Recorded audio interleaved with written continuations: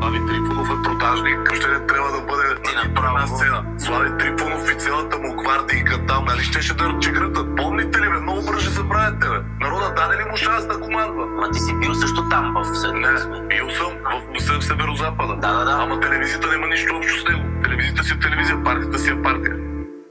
Щом Данчо качи, той рап важи, значи е така. Столи на последния етаж, братенце, доста трава изгоря. Времената се смениха, обаче ние сме си същите. Много братя заминаха само за да си нахранат къщите.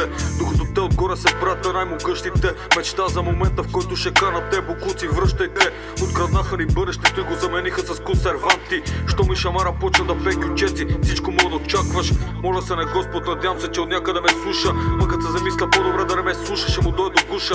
Братенце, ако имах някаква машина на времето, за да се върна малко по-назад и да им стрепам на теб племето. Поражението изглежда в съзнанието ти е закърмено. От 1393 от обсарата на Търново. Много ще си скефа, ако това ти се стори купаво. Ще ти го повторя още един път, глупако, нека да е натъртено. Българите сме просто племе, забраме бързо, сами си издигаме търтите. Сами се метаме в храстите, голим, а после коши ни вади кърлежите. Върти опашки, кланяйте се на чуждото, предатели гадни. Само какво щех да напиша в книгата за гости, ако ме покани слави. Щеха да ви се препотат 30 годишните екрани. Извинете, в момента имате плазми и въпреки това седите на дивани раздрани. Нема лидери, пълно е с мъже с литри, мъже гримирани в различни палитри. Ако това е нека филм, за мен е китайски, няма никакви субтитри. Толкова фалшив си, брате, се носи прани инвитро в стереоста. От графа Люси Ларионов и Мария Илиева. Дома са препълнена с ракия, троши и семена течност от купшията. Ако рап е някакво състезание, мисля, че спечелих Уимбълдън. Каква на таз, която ходи, сигурно ти е трябвало харпун. И навънка като затворен е трай, спуска шибане сапун. Ама едва ли твой менталитет не те пожали, направо те прежали. Твоите лайняни вокали звучат точно като плачат на сестра ми. Сънувам кошмари с кантари, будки дълги като аватари. Надявам се да не ти останат травми, това са рани гадни, които често те навещават като подарък на празник.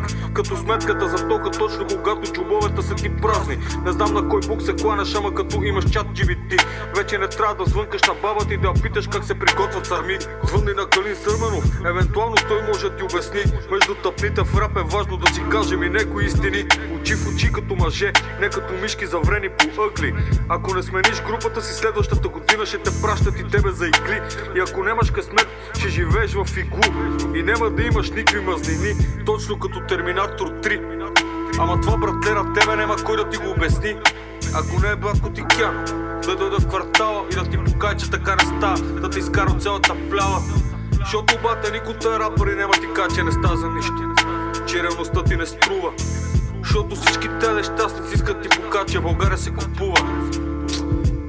А тя, не че не струва нищо, струва много.